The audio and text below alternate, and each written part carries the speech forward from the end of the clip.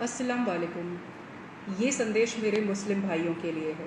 महामारी के समय में रमज़ान का पवित्र महीना हमारे सामने है। इस महीने की इबादत मानवता को इस गंभीर संकट से मुक्त कर सकती है। चूँकि नोवल कोरोना वायरस शारीरिक संपर्क से फैलता है, सोशल डिस्टेंसिंग मतलब जिस्म की दूरी इससे बचने के लिए सबसे प्रभावी तरीका है। काबे में पिछले 2 महीने से तवाफ़ निलंबित की गई है और मस्जिद नबवी मदीना में और अन्य मस्जिदों में सामूहिक नमाज अदा करने की मनाही की गई है। भारी बारिश या मौसम की खराबी के दौरान पैगंबर साहब ने भी मुअज्जिन को ये ऐलान करने के लिए कहा था कि किसी भी मस्जिद में आने की ज़रूरत नहीं है और फ़र्ज़ नमाज घर पे ही अदा की जानी चाहिए। आप लोग ये याद रखें कि कोरोना की महामारी ख़राब मौसम की तुलना में कई गुना ज़्यादा ख़तरनाक है। ये भी याद रखें कि इस वक्त लापरवाही भरे व्यवहार से अगर किसी को नुकसान या किसी की मौत हो जाती है तो कानूनी तौर पर तो ये एक गंभीर अपराध होगा ही और इस्लाम के मुताबिक ये बहुत बड़ा गुनाह होगा। हमारी लापरवाही के गंभीर सामाजिक नतीजे भी हो सकते हैं।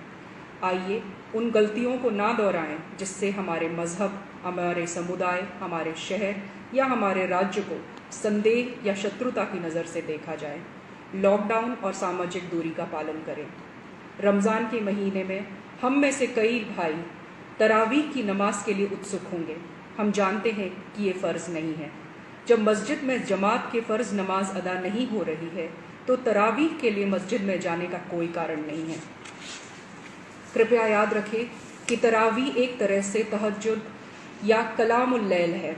अन्य दिनों की तरह इसे भी घर में एकांतता में अदा किया जा सकता है और ऐसी गंभीर परिस्थिति में तो इसको घर पे ही अदा किया जाना चाहिए।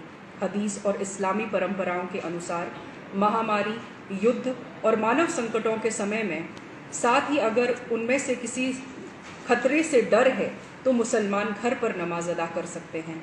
बहनों और भाइयों, मानवता एक गहरे संकट से गुजर रही है। गरीबी और भूख जनता को परेशान कर रही है।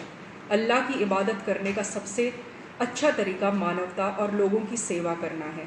ज़कात से बेहतर कोई सेवा नहीं है। आइए इस रमज़ान में भूखे को खाना खिलाकर, ज़रूरतमंदों की मदद करके और दूसरों की जान बचाकर इस इबादत भरे महीने को और पवित्र बनाएं। रमज़ान करीम।